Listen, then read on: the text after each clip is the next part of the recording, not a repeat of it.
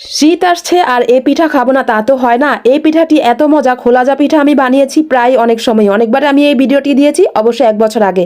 আর ভীষণ মজা, যেমন ভর্তা দিয়ে তেমন মাংস দিয়ে। আর এই পিঠা বানানোর জন্য অবশ্যই আপনাদের এরকম একটা মাটির কড়াই নিতে হবে। অবশ্য লোহার কড়াই নিলেও কোনো সমস্যা নেই, দুটাতেই হবে বা ফ্রাই প্যানেও হবে। এর আগে আমি কিন্তু ফ্রাই প্যানে বানিয়েছি।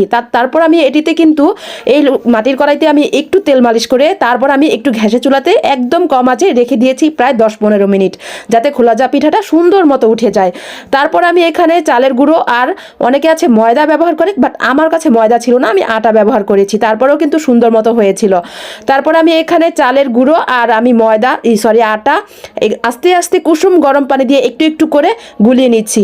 একটু একটু করে গুলিয়ে নিলে এটা খুব ভালোভাবে সুন্দরভাবে এই পিঠাটা হবে।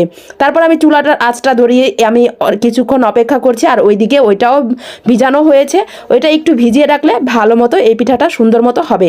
তারপর আমি এখানে কিন্তু ওদের সাথে দুষ্টামি করছিলাম। সাইরা সামিরা জানেনি সবাই যে, আর আমার রাইসা আমার বোনের মেয়ে, তো সবাই মিলে অনেক দুষ্টমি করছিলাম। এদিকে চুলার আগুনটা ধরাচ্ছে, কাঠগুলো ভালো করে ধরিয়ে নিচ্ছি যাতে এই পিঠাটি সুন্দর মতো হয়।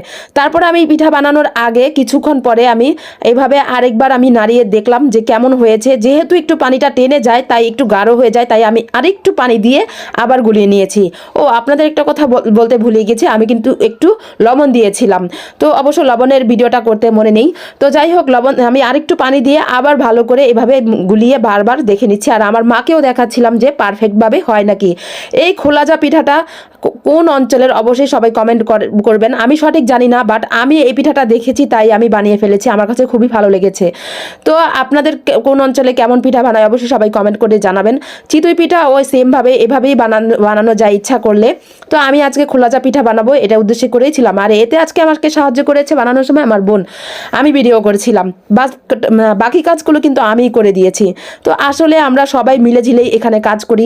কখন আমার বোন হাত দেয় আমার কাজের সময়, কখন আমার মা, আমরা সবাই মিলেঝিলেই রান্না বান্না করি।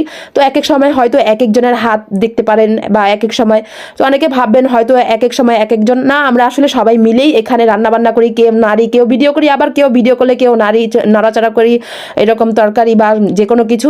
তো যাই হোক, এই তো খোলাজা পিঠার একটা বৈশিষ্ট্য হলো এটা কিন্তু এরকম একটু ঘুটি ঘুটি হয়ে যাবে, না হলে কিন্তু খোলাজা পিঠার আসল মজাটাই পাওয়া যাবে না। প্রথমে একটা পিঠা দুইটা নষ্ট হলেও কিন্তু পরের পিঠাগুলো একদম পারফেক্টভাবে সুন্দরভাবে হয়। অল্প কিছু পিঠা বানিয়ে আমি কিন্তু বাকিটা গ্যাসে চুলায় বানিয়ে ফেলেছি, যেহেতু আকাশে মেঘলা অবস্থা। কেমন হয়েছে অবশ্যই সবাই কমেন্ট করে জানাবেন। আপনাদের কাছে একটি অনুরোধ, আমার পেজটি যদি ভালো লাগে অবশ্যই ফলো দিয়ে আসবেন, আর আমার চ্যানেলটিতে একটি সাবস্ক্রাইব করে আসবেন।